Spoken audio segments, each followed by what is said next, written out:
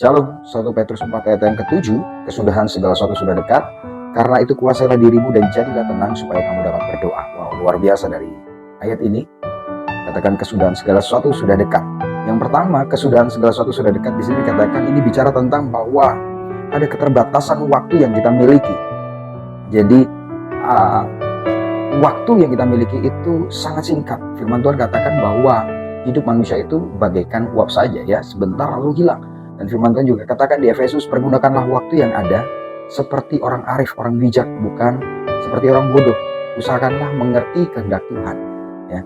Jadi dikatakan bahwa kesudahan segala sesuatu sudah dekat. Itu bicara tentang bahwa waktu kita itu singkat. Kita nggak tahu kapan kita dipanggil Tuhan. Kita juga nggak tahu apa yang akan terjadi ke depan. Dan kesudahan segala sesuatu sudah dekat ini juga bicara tentang hari Tuhan. Ya. Tapi samping itu juga kita sebagai manusia, kita punya waktu yang sangat terbatas.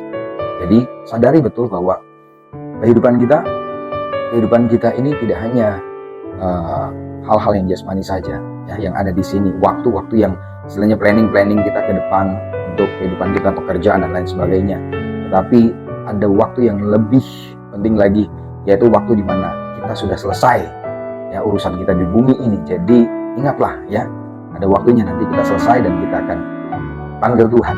Sudah kita mempersiapkan diri kita.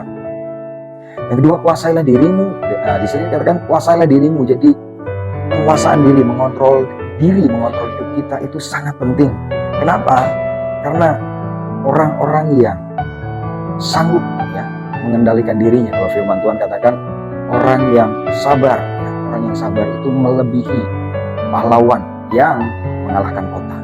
Ya, jadi penting sekali untuk kita menguasai diri. Kenapa? Kalau kita tidak menguasai diri kita, yang ada kita melakukan segala sesuatu keburu-buru, kita melakukan segala sesuatu dengan tanpa perhitungan yang baik, ya, tanpa perhitungan yang jelas. Akhirnya ketika kita terjebak atau kita pentok, gitu ya, stuck dengan suatu masalah, kita ya menyesal sendiri dan ada banyak kerugian yang kita alami.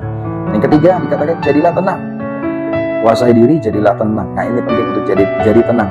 Kenapa? Di sini untuk menghadapi segala masalah, ketika kita dipenuhi dengan amarah, mungkin dipenuhi dengan kecemasan, kegelisahan, kita tidak dapat berpikir jernih, kita tidak dapat berpikir dengan baik, sehingga jangan-jangan keputusan yang kita ambil akhirnya menjadi satu keputusan yang ceroboh dan merugikan tidak hanya diri kita, tetapi orang-orang di sekeliling kita. Jadi penting untuk kita boleh menjadi tenang. Yang keempat, ini penting sekali dan luar biasa. Sini katakan supaya kamu dapat berdoa. Nah, supaya kamu dapat berdoa ini bicara tentang goalnya. Kenapa kok kita harus kuasai diri dan jadi tenang? Supaya kita dapat berdoa. Kenapa? Karena dengan berdoa itulah kita mendapatkan kekuatan. Karena dengan berdoa itulah kita mengerti apa yang menjadi kehendak Tuhan. Nah, iblis tidak suka ketika kita berdoa. Iblis tidak suka ketika kita punya hubungan dengan Tuhan yang intim. Iblis mau menghancurkan itu supaya apa? Supaya kita tidak hidup di dalam damai sejahtera Tuhan. Supaya kita tidak hidup dalam rencana Tuhan.